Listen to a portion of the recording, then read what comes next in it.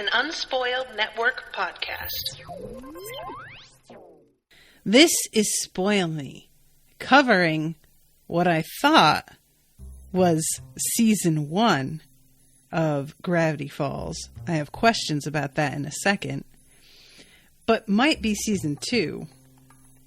Episodes 3 and 4, Boss Mabel and Bottomless Pit. In these episodes, Mabel tries to prove that you can still run a good business and be a very nice boss, and we tell stories while falling through a bottomless pit. Welcome to Spoil Me.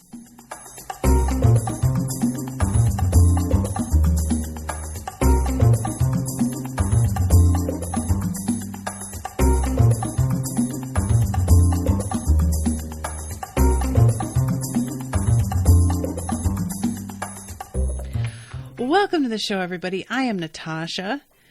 So the reason that I said that I was confused is because, first of all, Hulu no longer has Gravity Falls on it that I could find, which has led to me having to go to Amazon Prime to pay for the episodes because they only have the paid version on there.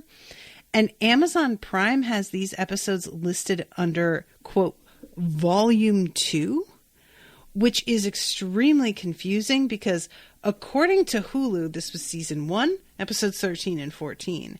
I do not know why Amazon has chosen to do this, and I'm getting really frustrated because Amazon has some really lovely stuff with the Prime Video, with like the Amazon X-ray feature where you can just pause it and like see what actors are in the scene and their names and what else they've been in. And they then do shit like this, where I'm also covering Doctor Who, and they have all of those episodes listed one off because they include the Christmas specials in the season. So every number is just one later than it really is listed on everywhere else, including on like, you know, the DVDs of them and the listings of episodes on Wikipedia and stuff. Amazon is the outlier in that they've chosen to do this other weird thing. And initially, I thought that they were doing that for expedience sake, that maybe having an episode that fell outside of the episode numbers, but keeping it within the same season was just easier. And so they just decided to count it and whatever. But now that I've come to this with Gravity Falls, and this is listed as a whole second season, I don't see what makes that easier for them. So I'm very confused as to why it's listed this way. Melanie says, yeah, if you'd accidentally watched season 2, I would have not been happy. Yeah, same. So it was just a weird thing. And, I think that Gravity Falls is going to be available on Disney Plus once that's a thing, but that's not available yet. So all of these episodes, it's, I think it's like $20 per volume, which means that you're paying $40 for a season, which feels crazy to me for a cartoon. Or it's $2 per episode. So all I'm saying is I'm really looking forward to Disney Plus coming out. I think that's going to be happening pretty soon. But yeah, I mean, if they're trying to do something to get people signing up right away, I guess this works. I guess this is pretty effective. But splitting it up into 2 parts, and like I'm saying 2 parts because that's what I think. The episode, the final, each of the volumes is about 10 episodes. So if they are charging $20 per season volume, I guess, and they're splitting them into more volume, they're like basically doubling the cost right there. Which I just find to be really like underhanded. So I don't know what's going on there, but also Amazon, like regardless of what Disney's doing in order to drive people over to their platform, what are you doing listing it like this though, guys? What's this about? All right. So anyway, I want to start talking about the episode because that's what we're here for. And I have 2 to cover in an hour. So we know we need to get our booties moving. So let's start with Boss Mabel. This episode was it was a pretty big surprise because when it comes down to it, I expected this episode to end with Uncle Grunkle Stan, realizing that being nicer can lead to people being better workers in the end because their morale is up. And Mabel also realizing that you can't be too nice. But really, in the end, all it is that she like goes right back to, no, Grunkle Stan, the way you're doing it is right. And he like says something about how he learned that you can make money off the word please, but that doesn't seem to lead to much of a change in his actual attitude. So really, in the end, nothing much changes here. And in a way, that feels right, because, I mean, let's be honest. Does anybody really want to watch a show that has a Grunkle Stan who's desperately trying to be a better employer? Does that sound fun to you? I don't think so. I am totally 100% fine with a Grunkle Stan who just keeps on doing the shitty things he's been doing. But also the fact that we get to find out that literally everybody is really willing to like take full advantage of Mabel if she's being too nice. That feels like a mean revelation. I don't care for this at all. So the episode starts off with a close-up of their TV where we get to see the show that they're watching, which is called Cash Wheel, basically Wheel of Fortune. And I love the fact that he is like really excited about this one dude who's like shoving other people out of the way to win, to like get the money from the money shower.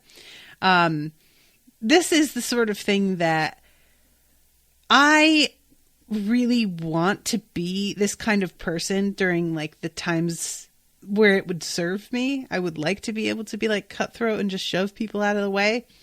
I just don't think I could ever really do it. I care too much about making a decent impression and what people think of me. And I just couldn't set aside all of that, even if it were for like in my best interest in the end. So at this point, let's see, I'm trying to put the subtitles on here so that I can make sure that, at this point, Seuss comes in and he's really excited because there is a whole busload of tourists coming in. And Seuss is busy making some new attractions and sticking a wolf's head on a chicken. He's telling Wendy to mark up the prices on everything. There's something listed at $2 and she draws a 0 after it. And he's like, more, and she draws another 0. And at this point, Dipper says, it's like when you look at tourists, all you see are wallets with legs. And Grunkle Stan claims that this isn't true, but when he looks outside, it's clear that's exactly what he sees, which is amazing. And one person like falls down and all of this change like spills out of them, or no, they vomit up a bunch of change because they have car sickness. It's just really weird and funny. So he puts them all through a little bit of hell here. We have Dipper, who is dancing in a werewolf costume, which we find out later. It looks like he's just wearing like a pair of like fuzzy pants or furry pants. But later Grunkle Stan says something about the fact that he's probably gotten ringworm from gluing dog hair to his body. One of these kids puts like a penny into this machine that's meant to flatten the penny out and print something on it. But instead, this little like sheet comes out that just says, "Thanks for the penny, Stan." And I love this. And all of these little jokes about how you can rip people off and how like completely like over the top all of it is very, very funny to me. A picture of a horse riding another horse. So wrong. It's unnatural. There's signs pointing to it. The preteen wolf boy. And poor Dipper, he's got no shirt on. He's got these like fake fangs in. And he says something about it being demeaning, and Stan makes him dance for tips. And it's just amazing. Dipper. And then at one point, Mabel like makes a joke about how these bumper stickers are good for putting on your car, or over your husband's mouth. Do you know what I mean, ladies? And this woman is like, oh, you're so bad. And then asks how much, and Mabel says, it's free. That's the Mabel difference. Thanks for visiting. Well, needless to say, Grunkle Stan is not a fan of just giving shit away. He does not like this. You're off register duty. And she says, but, and he says, no buts except for yours, out the door. And she says, Grunkle Stan, whatever happened to please and thank you? Oh, wait. And she pulls out 2 stickers, one that says please and one that says thank you. And he says, please never made any money, kid. In fact, just saying the word is giving me a burning sensation. And he sticks the stickers on the cash register. So this whole lead up is headed towards poor Seuss is outside, and he's painting a sign with glitter that is supposed to attract more tourists, but instead it winds up attracting a bird, and it chases him off and is attacking him. And finally all of them get together and start talking about how having him as a boss is really tough. Seuss pulls out this drawing that he made for a mascot suit for Questiony the question mark. And, I would ask people questions and do the question dance. And Mabel says that sounds amazing. And he says, Stan said I couldn't handle it. And weirdly, this is the thing that sends Mabel over the edge, is hearing that he shit talked the Questiony the question mark and was just nah, that's going to be too much for you. And the thing is here that later on in this episode, she lets him be Questiony the question mark. But the whole thing is supposed to be that Grunkle Stan was wrong to tell you that you couldn't handle it. And it seems as if the episode is trying to be Grunkle Stan was maybe right. It doesn't seem like Seuss can handle this.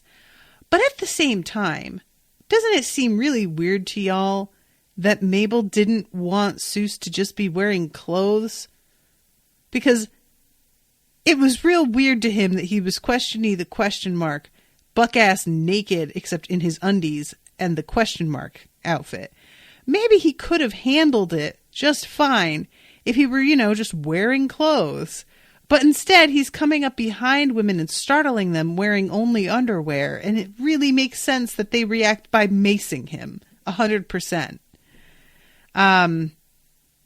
So they go inside, and Mabel decides to confront Grunkle Stan about the fact that he has gone too far, and telling Seuss not to follow his hopes and dreams of being Questiony the question mark was just cruel.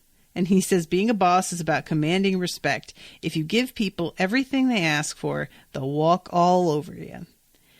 And she says, no way, I'd bet you make way more money being nice than being a big grumpy grump to everyone all of the time.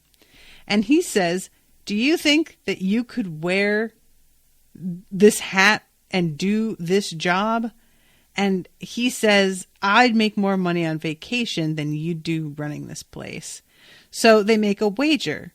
He's going to go on vacation for 3 days, and he is going to bet her that while he's gone and she runs the Mystery Shack, that if she makes more money than him, she gets to be the boss. But if she doesn't, she has to wear the loser shirt all summer. And she says deal. And also, you have to sing an apologizing song with lyrics by me, Mabel. And he says, you got yourself a deal. And guys, the moment where she says, you've got yourself a deal. No, you've got yourself a deal. They go back and forth and back and forth. And finally, she sticks a heart-shaped sticker on his nose. And she goes, deal. And I could not stop laughing. The idea of being super duper aggressive while putting a heart-shaped sticker on somebody's face, there is something weirdly aggressive about doing that. You're like kind of marking your territory. So there is something about it that does feel kind of like up in your face. But what? So yeah, he gets in his car and Mabel is standing there with his hat on and the big empty money jar. So at this point, Dipper makes a pretty good case, and all he has to say is, did you just make a wager with a professional con man? Which, you know what? When you put it that way, it does sound like a bad idea, Dipper. So they go inside and he's talking about, well, we really don't need to worry too much because how much money can he possibly make on vacation? And then we find out that Grunkle Stan has gone to be on Cash Wheel and that he is a natural for being on this show. It's a real alarming situation. So when we cut to everybody coming into Mabel's office, guys, this is the most wonderful thing. She has turned Grunkle Stan's office. She's hung all of these hearts from the ceiling. There's a big purple beanbag chair with a stuffed animal on it. There's a tea set that's sitting out for one of the teddy bears to use. And she is wearing fucking glasses, these giant round glasses, and a suit with 4-inch high shoulder pads. It's amazing. And she tells them all about the bet because, of course, Seuss thinks when she says Grunkle Stan is no longer with us, phrasing Mabel, he assumes that Grunkle Stan has died and she has to talk him down. So she says, Mabel's in charge now. And she says, I learned all of these managerial trips from this book that I found propping up the kitchen table. And she has a mug that says, number 2 boss. And Dipper asks why. And she says, because the real number 1 is you. And she holds up a mirror and they all high five each other. And then she says, walk with me. You're going to notice a few changes around here. My job is to help you be your best selves. Satisfied every day, loving life very much, every day satisfied. Great listening here so far. Guys, listen. I don't want to go off on too much of a tangent here, but Mabel is unfortunately embodying some of the worst parts of working retail in the entire world. Now, what makes Mabel different is that when she does this, she's not blowing smoke up your ass. She genuinely means this. She's sincere. But it's hard to believe that when I'm so fucking jaded from having worked the kinds of jobs where I am assured I am so important. They couldn't do this job without me. Me showing up is totally crucial, but then they can replace you at the drop of a hat. No problem. But they will definitely give your boss a bonus if he makes sure not to give you too many hours. But they will work you as close to 40 hours as they can and then cut you off the second that it looks like you maybe qualify for benefits. Employment is the worst. Capitalism sucks. All of this is garbage. And Mabel does not know what she's getting into here. She has a good spirit about it. But that's really all that she has when it really comes down to it. So she says, Wendy, how can I make your workspace more Wendy friendly? And Wendy says, well, Stan never lets me hang out with friends at work. And she says, Stan ain't here, sister. Doors open. Seuss, I believe this is yours. And she shows him the question mark. I wish there was an exclamation point to show you how excited I am. And as for you, Dipper, and she holds up the wolf costume and puts it through the shredder. I want you to head into those woods and hunt until you found an amazing attraction. And this sounds like a not great idea from the start to me. When it turns out they even have a cage to hold this thing in, that was a pleasant surprise because I wasn't really sure that they had thought this through all the way. And they still haven't. So she says, guys, it's time to prove that nice bosses finish first. In the next 48 hours, we're going to fill up this jar with $600 billion. And at this point, Wendy asks, do you know how money works? And she says, of course I do, as she straight up feeds Waddles with money. Bless her. Oh, God, Mabel, you are a disaster. So then we cut to Grunkle Stan, who is waiting in line to go through this audition process to be on the show. And what does he do? He fakes a heart attack until somebody notices him, and then is like, oh, I just want to be on the show. And this leads to him going through the entirety of his time on Cash Wheel being an epic piece of shit and just shoving other people out of the way, taking their turns, talking before he's spoken to, just being super duper pushy in a way that's like genuinely awful, but also does make for good television because you're just watching him like, how? And Mabel at one point puts up this like success poster on the wall with an eagle, and she like has a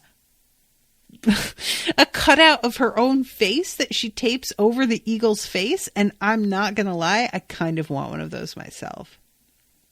So she's really excited because as everybody's leaving on this first day, all of the customers, they're putting money into the tip jar and things are looking pretty good. And then here comes Dipper, and he's got this like creature that he's managed to capture. And all of this seems to be like heading in a pretty decent direction. And then we see Questiony the question mark is wearing a pretty revealing outfit and can't remember his lines. And there is just a lot of the sort of like first road bumps popping up. And then we see what happens when Wendy's friends hang out and they start just like kicking stuff, merchandise, knocking into customers, giving them black eyes, which causes one woman to have to get a refund. And then she winds up taking a bunch of the rest of the money from the jar as well and walks out and is looking very angry. Mabel goes to Wendy and tells her that she has a lot of cleaning up to do. And Wendy says all this rule stuff is really starting to make you sound like Stan. And Mabel, rather than being like, yeah, but you do still have to work, though, is like, oh, no, I'm nothing like him, and gives her the rest of the day off with pay. Listen, this is part of the thing. Like, if you are somebody that wants to be nice and wants to be liked, being a boss can be really hard. Because people who take advantage of other folks can sense that's what you're like. And they will push boundaries just to see what they can get away with. And when you are not somebody who does that, when you are somebody like me, and I'm not going to say that I never push boundaries, that there haven't been jobs that I've been super lazy about, because there have been. But I tend to have much more shame about looking bad on the job and looking like I'm lazy than plenty of people do. And when I am on a job, unless I am feeling really like disgruntled and taken advantage of already, I tend to be somebody who is very conscious of like doing my best because my name is on it and I don't want to be embarrassed pretty much, right? But people like Wendy are frankly a lot more common. And it's something that I am having trouble with even still as an adult, with coming to grips with that fact. But it's true. There are far more people out there like Wendy who really don't care. And the thing that kills me about it is that you're really better off being a Wendy. You stress less and you don't worry about stuff that isn't your problem. You get paid the same usually, but you don't have the same like anxiety surrounding your job. When you're somebody like me, I get like caught up and start doing more than I really should be asked to do because I have the anxiety about whether things are going to go right. And I wind up sort of carrying people like Wendy and taking on just too much responsibility. And do I get paid more for doing that? No, I sure fucking don't. So, like as much as I don't respect somebody like Wendy, Wendy doesn't give a shit about your respect. What is she going to do with that? Why does she care? So, in a way, Wendy has it much better figured out. And I hate the fact that kind of behavior does tend to sort of get rewarded in its way. But it's really true. Like anybody who lives out in the workforce will tell you, the average person just does the bare minimum to show up and get paid and doesn't really try and do more than that and doesn't really feel bad about it at all. And that's sort of how that works. That's why finding somebody who is good should be rewarded a little bit more than it actually is these days. But everybody is treated like they are equally interchangeable. So Seuss winds up also sort of quitting because he's very uncomfortable with the whole question mark costume. And then we have this like creature that Dipper found, which is this giant fucking, I don't even remember what he calls it. But it spits out a human arm with a wedding ring still on it. And this woman says, "It's fake, honey. You can see the strings." And Dipper says, "Those aren't strings. That's body hair." And then she goes and looks at the 6-pack elope and is really impressed with it. And I love Dipper is like, no, that's fake. This is real. And a fun fact about him, you can look into his eyes and see your worst nightmare. So they look into his eyes, and these two just sort of zone out, and their eyes go bright, and their jaws drop. And then they wind up being escorted out on an ambulance, strapped down, with their eyes still glowing. And he realizes that he made them go insane. It is pretty brutal. And, bringing in actual supernatural creatures maybe was going to have some harsh side effects there, Dipper buddy. Just, And then we get the scene of Mabel running around trying to manage everything. Some guy who is not using the snack machine correctly, some kids who are trying to knock down the postcard stand, and all of the stuff from behind the cash register. This is what happens when you let people walk on you, is that you get saddled with all the work. This is precisely correct. Well, fast forward, and this creature winds up getting loose and is wandering all over the shop, destroying everything, and eventually just puts a hole in the side of the building. And Seuss and Wendy come in, and she's just like, "Oh, wow, this place looks different." And Mabel says something about how there's like a ton of work to do, and they're both like, "Yeah, I don't think so." And Mabel loses her shit and is just like, "No. You turn the fuck around and do your fucking jobs like I'm fucking paying you for, you pieces of shit. I hate you." And then all of a sudden, Stan's hat falls from above and it lands on her head, and she looks in the mirror and just like, "What have I become?" And Dipper says, "What you had to, Mabel. What you had to." And in 7 hours, they managed to turn everything around. Meanwhile, Grunkle Stan, who has like won $100,000 so far, or $300,000, decides to bet it all on the final word. Spoiler alert, the final word is please. But he does not get it. So he loses all of his money. Bless him. He must have been ready to cry. And we see all of them back at the Mystery Shack, Figure something out, knucklehead. I love fucking Mabel when she's getting mad. The shack is filled with wonders never seen before. Behold, the horrible giant question, baby. Am I a man? Am I a baby? These are legitimate questions. And they all start screaming. Have your picture taken with it for $100. And they all pull out their money and they're very excited about it. We put the fun in no refunds, he says, with his eye patch on. Bless. So they manage to fill the jar and they make $1 in profit, I think, after all of the damage has been added up. And that's still more than Grunkle Stan. So he starts to be like, oh, well, I guess you're the boss now, Mabel. And Mabel's like, fuck that. And that's fair. Whenever people talk about I do want to be the boss most of the time because I have learned that a lot of people are genuinely incompetent.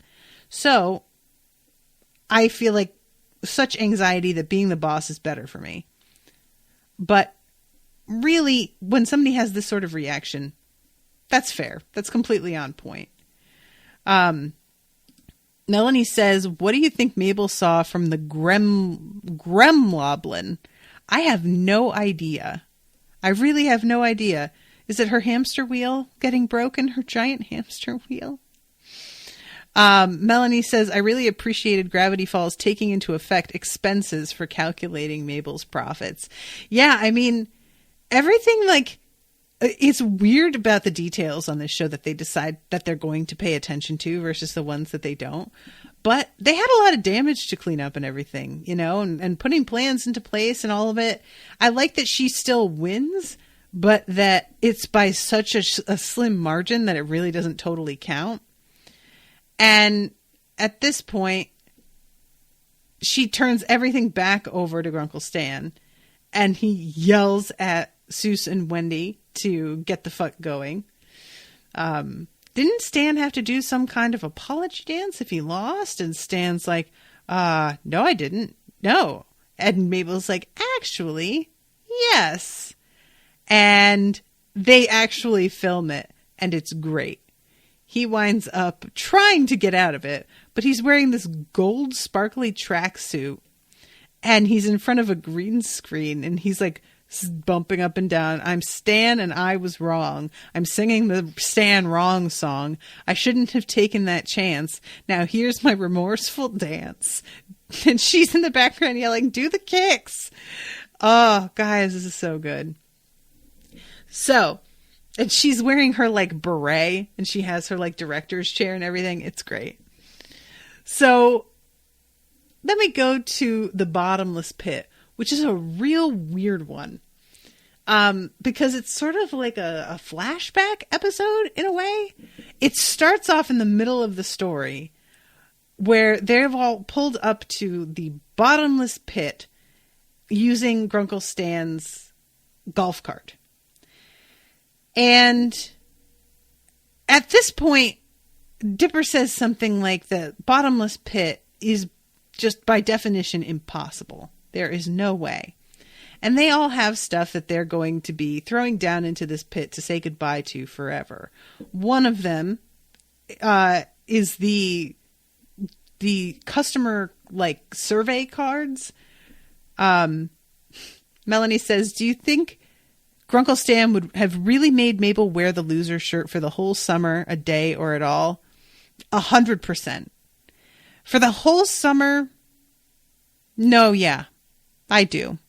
I think if she started to really express sadness over it, that eventually he would have softened and taken it back. But I bet you he would.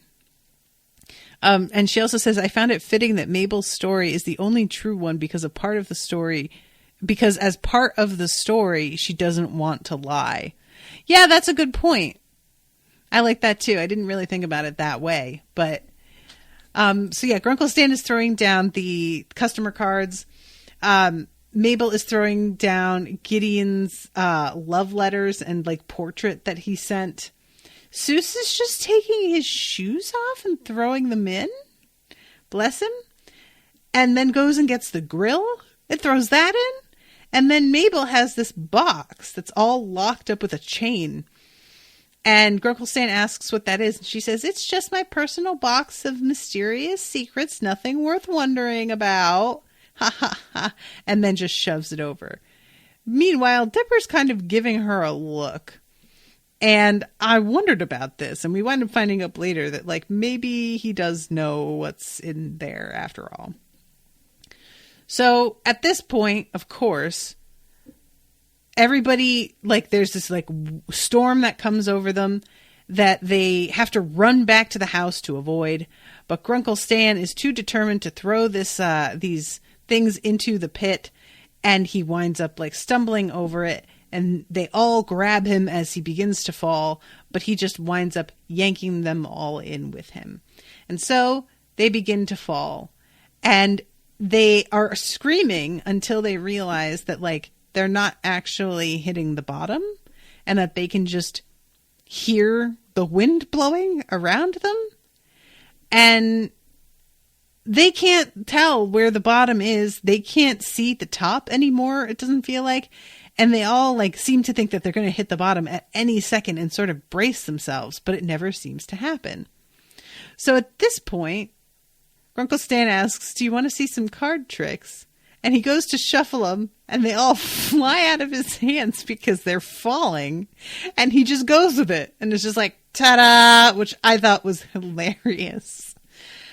And Seuss comes up with the idea to tell stories. And, you know, as usual, Dipper gets angry and says something about, I'll tell you a story about the time that Grunkle Stan threw us into a pit. So he grabs that like glow stick from Mabel, and we get the title card for the story called Voiceover.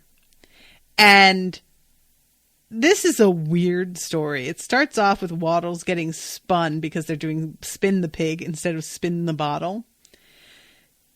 And Dipper comes up and says, I need you to get me to a hospital. Quick, I've been bitten by a snake. And it turns out that the crux of this episode is everybody making fun of Dipper because his voice is changing. And he decides that he wants to go and find a way to stop his voice from cracking. And what he winds up with is this weird fucking potion from the local kook, who at one point, when I think Dipper says something like, none of these actually worked. And he replies, well, I guess it makes sense why I live in the dump. And I just fucking laughed. Like, you know what, sir? Good point. Maybe don't take your advice from people who live in dumps. I'm just saying. And the way this goes, it works so well because of it being a cartoon. But this first vial that this kook gives him gives him the voice of like somebody who is an advertising, like who does the sort of commercial, or even like no longer, but do you guys remember the movies, like how there used to be like somebody who would do a voiceover describing what was happening? It's really incredible to me how much trailers have changed, because that is really just not a thing anymore. Trailers now, if there's any sort of voiceover, it's a voiceover of a quote from within the movie that is being used. It's like dialogue in the movie being overlaid on the entire trailer. Whereas there used to be a specific script for somebody to read for movie trailers. And I just think it's so interesting how that sort of thing goes in and out of style and changes the way that it does. Yeah, Melanie just wrote, in a world. And that's exactly like, that's one of the big ones. And it's just, I don't know, I just think that's so interesting. But that's kind of the voice that Dipper winds up with. And he's like really excited about it. But then when he goes and wakes up Mabel, she freaks out and starts like bashing him in the face with a golf club because she thinks that he's like possessed by, she says, by a body switching warlock. And he's like, I sound awesome, sound awesome. And she is not pleased about this, but he is absolutely delighted. And he says, just think of the prank calls. So he calls somebody up. Hello, this is the President of the United States of America. I'm calling to tell you. And somebody says, what? Who's this? And he hangs up. Well, as it so happens, he runs into this person later, and his voice is so distinctive now that they immediately know who he is, and they are not amused. I was amused, though. And Dipper can't figure this out. He's like, guys, what the hell? Because as soon as he starts talking, Seuss does the same thing and starts to bash him with the broom. And he's like, you guys all made fun of my own voice. What the fuck? And this is one of those things that, like, when you aren't somebody who can really, like, take being teased, you don't, and don't get me wrong, there's different kinds of teasing. Like, there are definitely kinds of teasing where you can tell people are being really mean-spirited about it and really are just, like, trying to veil the fact that they're mocking you under, oh, it's all in good fun. But that's not how it is with Dipper. Like, there is one episode where they genuinely are being pretty hard on him. But this isn't that. They're all just sort of teasing him because his voice is cracking, which is what it does when you're growing. And he just takes it so very seriously. So finally, when they reach this point and he's just like, why don't you guys like it? They're all like, dude, you just sound nuts. This isn't who you are. What are you doing? So he runs into the one dude who recognizes him from the prank call and he runs away. This guy has a fucking gang with him. And he goes back to the kook and tells him that this potion was no good. I need something else. And the kook says, well, you're here just in time. Come sundown, you'd have reverted back to your ridiculous old voice. And poor Dipper, it was ridiculous, wasn't it? And he takes out, I love it, guys. It says on it, Tape Man instead of Walkman. And he presses play and he hears himself talking. And Mabel says, this remix is dedicated to my brother. Dipper, your voice is one of a kind. And Seuss says, dude, I never heard anything like it. And he sort of gets this like look on his face.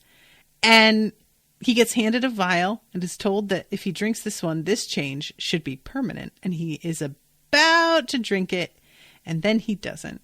And he comes, we cut to the house and he comes in and greets them all with his broken voice. And they're all very relieved that he still has his voice. And then we have Grunkle Stan come in. And it turns out that Dipper dumped the potion in Stan's coffee. And he comes in. Any of you kids see my girdle? Where my girdle at? Oh my God. What's so funny? I'm Grunkle Stan. Kids laughing at their Grunkle. And he just like wiggles his neck. And I was like, oh my God, y'all, if that had stuck around, I wouldn't have been mad about it. Like, so Mabel says, I spy with my little eye something that is black.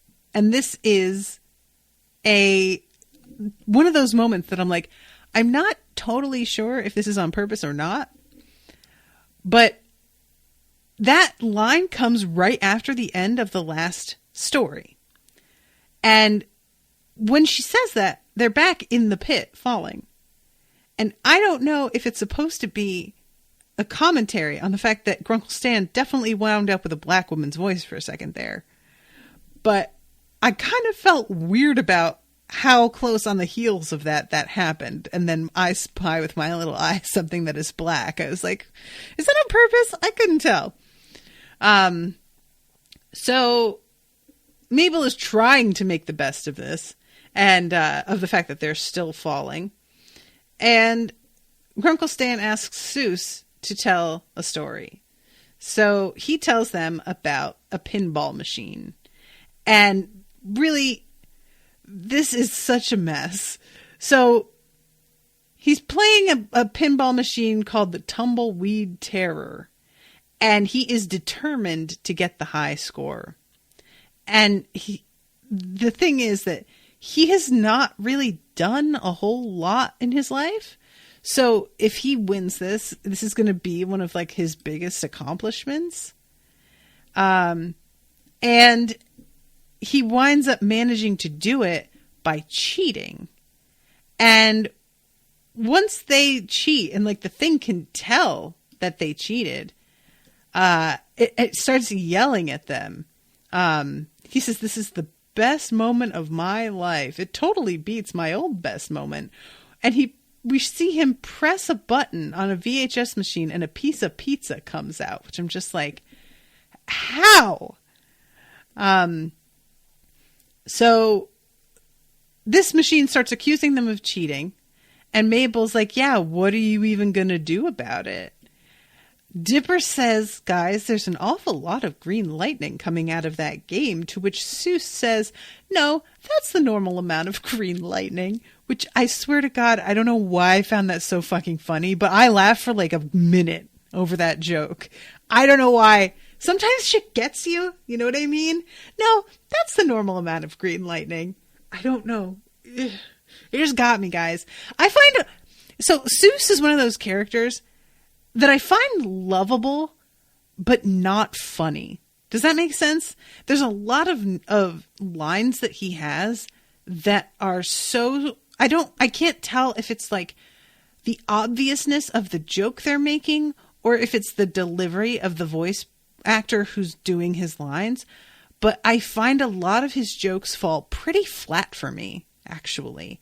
And I'm not sure why, if it's just the fact that a lot of it kind of comes from, a lot of the humor is just like, oh, look how stupid this guy is. Because look how stupid this guy is can be funny if it's done in a surprising way.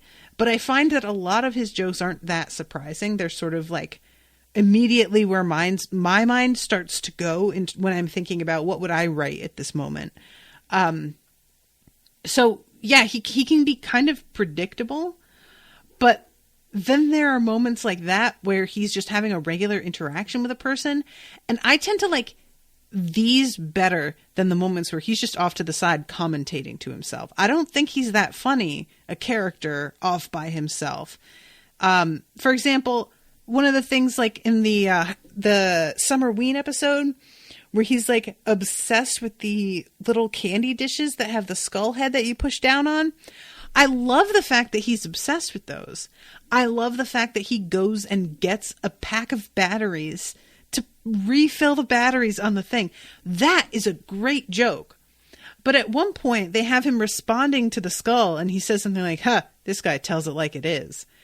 And that was not funny. It was like what Seuss was doing was hilarious. And the fact that he clearly did not understand the like stakes of their current situation was also very funny. But when he had a chance to like, quote, make a joke, it was not a good joke at all. So there's a lot of stuff like that with him where I'm just sort of like, I don't know about this guy. And this line was so funny that I was kind of like, this makes up for a lot, buddy. I don't know about that. So they wind up all getting shrunk down and they're sucked into the pinball machine. And what it comes down to is that they have to find a way to turn the machine off before they all get killed by the friggin' thing. And he finds the switch to turn it off, but he doesn't want to do it because he's going to lose his high score. And they're all waiting around like, dude, flick the switch. And he says, I was going to do that. I've been thinking. This high score will be erased permanently. And that's like my one big life accomplishment. And Dipper says, but we could die. And he says, fair point. But what is life anyway when compared to the immortality of a high score? So at this point, this skull with the fucking hat on it and a mustache finds them hiding in this game. It's like able to like drop down some walls. It's a weird thing. And opens its mouth and there's this like sucking sound and he's apparently going to eat them. It's a weird thing where I'm like not really sure what the implication is here for like where they'll wind up, because one would think that they would just end up somewhere else in the machine of the game. But he pushes the button just in time, and the thing closes its mouth right before they manage to land in there, and then they all get shot back out again at normal size. And also there was a wench, like one of those women who's in like the sort of Wild West prostitute sort of outfits. Pinball wench, he calls her, that he like got a crush on. And that is a recurring joke. So we cut back to the pit, and Grunkle Stan is not impressed with any of these stories at all, not even a little bit. And he says, "Where do you guys come up with this stuff? I'll tell you a good story. It's called Grunkle Stan Wins the Football Bowl." Now, I love the fact that he has to say football bowl, because Super Bowl is apparently like fucking copyrighted, which guys, I can't get over this, like the selfishness and the shittiness of football, but it's fine, whatever.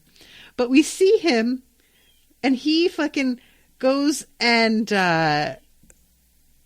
scores a touchdown, still wearing his suit.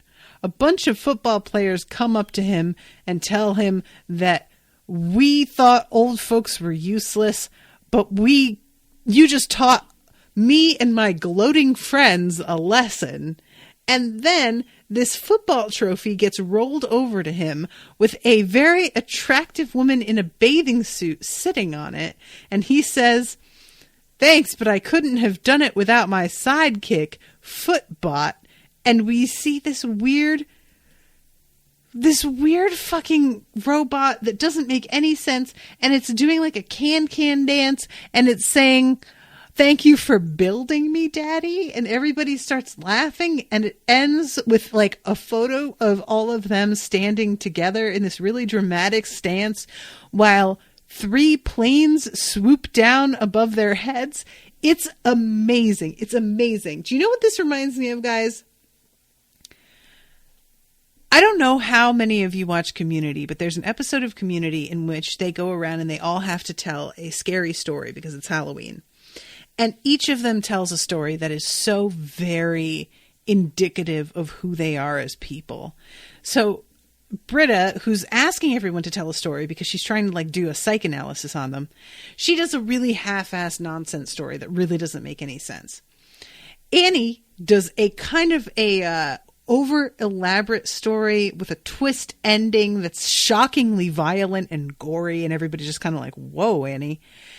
Abed does a story that is really all about the tropes of horror stories and trying to like subvert them. And then the character who's his best friend does a story about how they wind up being literally sewn together and are forced to be best friends forever. But then Chevy Chase's character, who is very, very Grunkle Stanny, I may add, except add a lot more bigotry in every area, tells a story about how he's about to get his 30th birthday spanking from all of these beautiful women in lingerie when a robber breaks in, 2 robbers, and he manages to kung fu them all and then literally punches one of them with his dick because it's so huge and like cognizant, it moves on its own, and then turns around with a bottle of brandy and walks back into the bedroom with these women that are waiting for him. And Grunkle Stan's story really reminds me of a very PG-13 sort of version of that, like, or a PG version, where it's like a really hot woman. I'm succeeding at a thing that I could never in a million years pull off. And everybody respects me now. And I've really proven myself. And all of these young punks have learned better. And it's just so fucking cringy and awful. I loved it so much. It was so good. And the way that everybody's looking at him when you come back to the pit. So then we get the actual story from Mabel that led up to this whole thing, which is called Truthache. And it turns out that she has started to get really sick of watching Grunkle Stan lie to people over and over and over again. And she decides that she would like to enchant him so that he absolutely has to tell the truth. And she finds this like set of magical dentures. I think she finds it in that book of Dipper's that he found out in the woods that has the 6-fingered hand on it that says 3. Buried neath a tree stump in the deep forest are truth teeth, which force upon the wearer an inability to lie. Which just like, what a weird thing. But she winds up sneaking into Grunkle Stan's room and replaces his dentures with them. Luckily, he wears dentures. And he winds up having to tell the truth all the time. But the thing is, she thought him lying all the time was the problem. And the problem is that Grunkle Stan is a bad person. So if you are a bad person, whether you're lying or telling the truth, either way, you suck. You're just still a bad person. It's not about whether you're telling the truth or not. It's about the fact that you don't care about other people. That's what it comes down to. And she doesn't seem to really understand that. So like, she thinks she's really doing something here. And instead, all he does is go around insulting people, outing himself on the fact that he's committed tax fraud and done all these other things to break the law. He tells them about how he's about to go to the bathroom and not wash his hands, and that when they're not there, he just spends an inordinate amount of time scratching himself.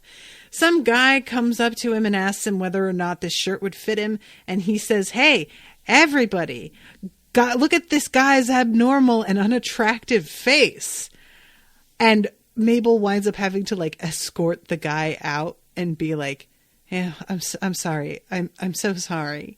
He's doing his taxes and he just writes on it in giant letters, "I have committed tax fraud," which I swear to God, I just found this so funny. And Dipper's like, "Why did you write this?" And he says, "Because I regularly commit massive tax fraud." Oh my God. And then at one point, they're watching a guy riding a unicycle and juggling in the center of a circle of crocodiles.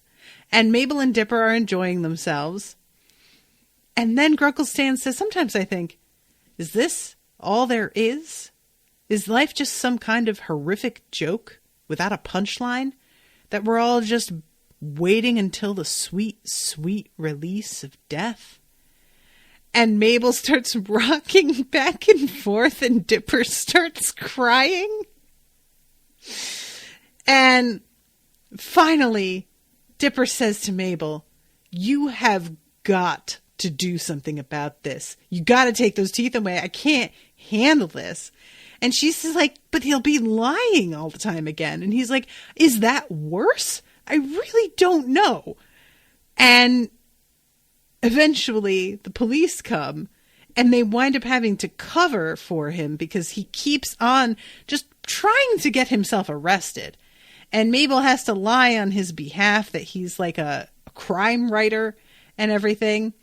Oh my God. It is really amazing. He calls up the police. "I forgot to tell them about my tax fraud." No. Tax fraud. So finally, they tackle him and yank the teeth out.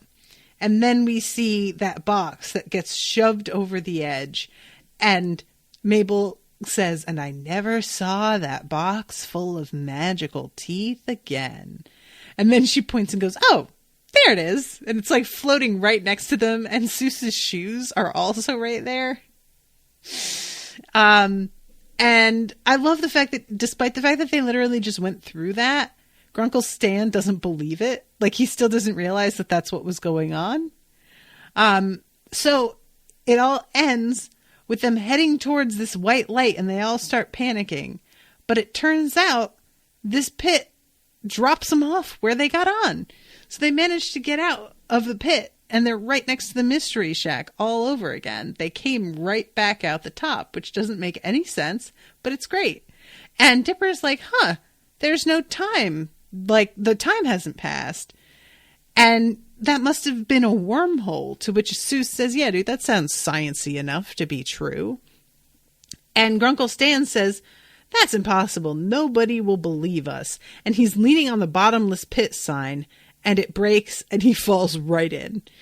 And the final, like, over the credits scene is just him floating again, because this was like, what, maybe an hour's worth of their time that they spent in there, and he just has to sit and like wait for this to be over, and he sighs a couple times, and right before it cuts away completely, you just hear him go, this is stupid. And I found it very funny. Any of the endings with Grunkle Stan are pretty much the best. So yeah, I really enjoyed that a lot. Melanie says Stan's story is so straightforward and so befitting his personality. 100%. Yeah, that was a really fun one. I really, really liked that Summerween episode. I think I might rewatch that since Halloween's coming up too. But yeah, so this was fun. I missed this episode, or I missed covering this show. And Owen was really sad because I had to watch these without him because he had to work late one night. So I'm going to be going back and rewatching these with him because he's really been enjoying this show as well. So thank you, Melanie, for this commission. And I hope that you guys have all enjoyed listening. And I will hopefully be seeing you all again soon with a new episode. So until then, toodaloo, motherfuckers.